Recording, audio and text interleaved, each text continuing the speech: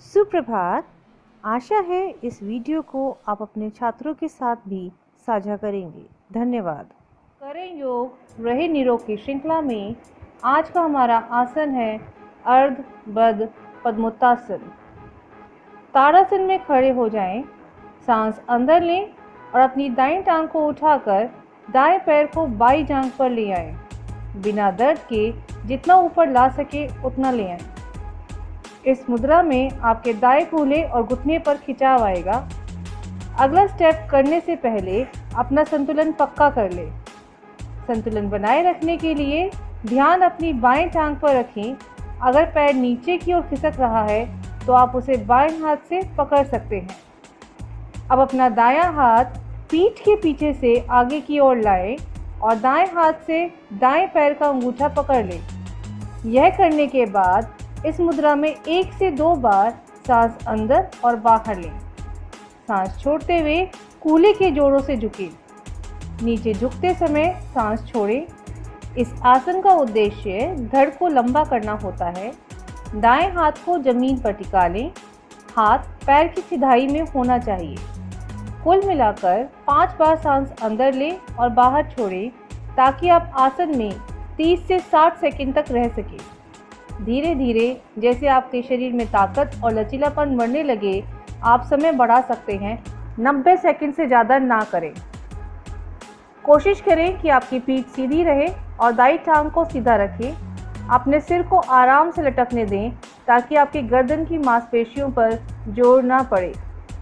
5 बार सांस लेने के बाद आप इस मुद्रा से बाहर आ सकते हैं। आसन से बाहर निकलने के लिए सांस अंदर लेते हुए धड़ को ऊपर उठाएं। ध्यान रहे कि आप अपनी पीठ को सीधा ही रखें और अपने कूल्हे के जोड़ों से ही वापस आए। दाएं पैर के अंगूठे को अभी ना छोड़ें। जब पूरी तरह सीधे हो जाएं, तब आप अंगूठे को छोड़ दें। दाईं टांग को नीचे कर लें। दोनों हाथों को भी नीचे कर लें और ताड़ासन में समाप्त करें। दाहिनी ओर करने के बाद ये सारे स्टेप बाईं ओर भी करें। इस आसन को करने से टांगों को मजबूती मिलती है, शरीर का संतुलन बना रहता है। लेकिन याद रहे, अगर आपकी पीठ के निचले हिस्से में दर्द या परेशानी है तो यह आसन ना करें।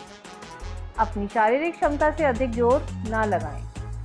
धन्यवाद।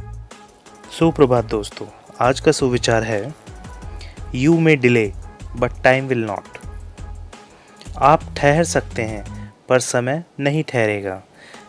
इसका अर्थ है हर कार्य को करने का एक उचित समय होता है। समय किसी के लिए नहीं रुकता। अगर आप समय के अनुसार चलते हैं तो निश्चित ही आप सफलता के शिखर तक पहुंच पाएंगे। धन्यवाद। नमस्कार।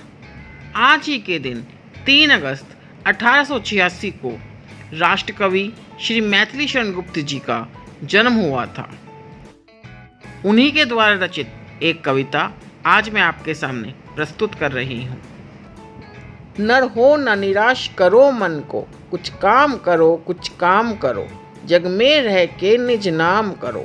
यह जन्म हुआ किस अर्थ हो, समझो जिसमें यह व्यर्थ न हो। कुछ तो उपयुक्त करो तन को, नर हो न निराश करो मन को। लो की सुयोग न चला जाए, कब व्यर्थ हुआ सदुपाय भला। समझो जग को न निरा सपना, पथ आप प्रशस्त करो अपना। अखिलेश्वर है अवलंबन को, नर हो न निराश करो मन को। जब प्राप्त तुम्हें सब तत्व यहाँ, फिर जा सकता वह सत्व कहाँ। तुम स्वतत्व सुधारस पान करो, उठ के अमृतव विधान करो। दव रूप रहो भवकानन को, नर हो न निराश करो मन को। निज गौरव का नित ज्ञान रहे, हम भी कुछ हैं यह ध्यान रहे। सब जाए अभी पर मान रहे, मरणोत्तर गुंजित गान रहे। कुछ हो न तजो निज साधन को, नर हो न निराश करो मन को, नर हो न निराश करो मन को। धन्यवाद। नमस्कार, मैं शिवानी गर्ग आज लेकर चलूँगी आपको देशभक्ति से ओतप्रोत RVC cantt. RVC means Indian army remount and veterinary corps है। रीमाउंट और पशु चिकित्सा कॉर्प्स केंद्रीय है युवा पशु चिकित्सा स्नातकों और कॉर्प्स के अन्य प्रशिक्षकों को प्रशिक्षण प्रदान करता है। जम्मू कश्मीर में आतंकियों से मुठभेड़ हो या फिर सरहद पर रखवाली, मेरठ के आरवीसी सेंटर एंड कॉलेज में तैयार किए गए साइलेंट वॉरियर्स देश में अहम भूमिका निभा रहे हैं।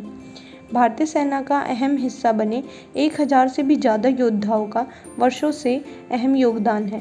आरवीसी के प्रशिक्षित श्वान ही नहीं बल्कि यहाँ के घोड़ों की दुनिया में मांग है। यहाँ के घुड़सवारों ने एशियन खेलों में 2 सिल्वर मेडल जीतकर देश का इतिहास रच दिया। आरवीसी कैंट का अस्तित्व सन 1779 से है। आर्मी डिमाउंट डिपार्टमेंट का गठन 1875 में हस्तिनापुर में किया गया। 1960 में आरवीसी व मिलिट्री फॉर्म को अलग किया गया। आरवीसी सेंटर में सेना के साइलेंट वॉरियर्स तैयार किए जाते हैं। यहाँ से तैयार किए गए श्वान चीते जैसी फुर्ती रखते हैं तथा आतंकियों को पकड़ने में महत्वपूर्ण भूमिका निभाते हैं। यहाँ तैयार किए गए उच्च नस्लों के पशुओं की दुनिया भर में मांग है और ये देश की सुरक्षा में महत्वपूर्ण योगदान निभाते हैं। देश की सुरक्षा को समर्पित आरवीसी कैंट के बारे में जानकर हम सभी गर्वित महसूस करते हैं। धन्यवाद। नमस्कार। चलते चलते में आज हम आपके लिए लाए हैं एक मकड़ी जो अपना रास्ता ढूंढ रही है। अब आप उसके सामने 5 रास्ते हैं। आपको ये बताना है कौन से रास्ते पे उससे सबसे ज़्यादा जाले मिलेंगे, वह उसी रास्ते पर जाना चाहती है। धन्यवाद। भाई बहन के अटूट प्रेम को समर्पित रक्षाबंधन का त्योहार पूरे देश में धूमधाम से मनाया जा रहा है। क्या आप जानते हैं कि इस त्योहार की शुरुआत कब और कैसे हुई थी? रक्षाबंधन कब शुरू हुआ, इसे लेके कोई तारीख तो स्पष्ट नहीं है, लेकिन माना जाता है कि इस पर्व की शुरुआत सतयुग में हुई थी। इस त्योहार से संबंधित कई कथाएं पुराणों में मौजूद हैं। उन्हीं में से एक कथा है राजा बलि और लक्ष्मी माँ की। राजा बलि बहुत दानी राजा थे और भगवान विष्णु के अनन्य भक्त भी थे। एक बार उन्होंने यज्ञ का आयोजन किया।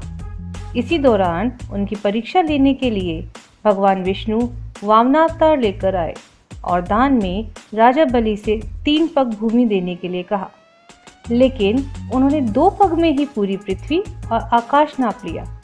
इस पर राजा बलि समझ गए कि भगवान उनकी परीक्षा ले रहे हैं। तीसरे पग के लिए उन्होंने भगवान का पग अपने सिर पर रखवा लिया। फिर उन्होंने भगवान से याचना की कि अब तो मेरे पास सब कुछ चला गया है, प्रभु आप मेरी विनती स्वीकारें और मेरे साथ पाताल में चलकर रहें। भगवान ने भक्त की बात मान ली और बैकुंठ छोड़कर पाताल चले गए। उधर देवी लक्ष्मी परेशान हो गई। फिर उन्होंने लीला रची और गरीब महिला बनकर राजा बलि के सामने पहुंची और राजा बलि को राखी बांधी। बलि ने कहा कि मेरे पास तो आपको देने के लिए कुछ भी नहीं है। इस पर देवी लक्ष्मी अपने रूप में आ गईं और बोलीं, आपके पास तो साक्षात भगवान है, मुझे वही चाहिए, मैं उन्हें ही लेने आई हूँ। इस पर बलि ने भगवान विष्णु को माता लक्ष्मी के साथ जाने दिया। जाते समय भगवान विष्णु ने राजा बलि को वरदान दिया कि वह हर साल 4 महीने पाताल में ही निवास करेंगे। यह 4 महीने चतुर्मास के रूप में मनाए जाते हैं, जो देवशयनी एकादशी से लेकर देवउठनी एकादशी तक होते हैं। धन्यवाद।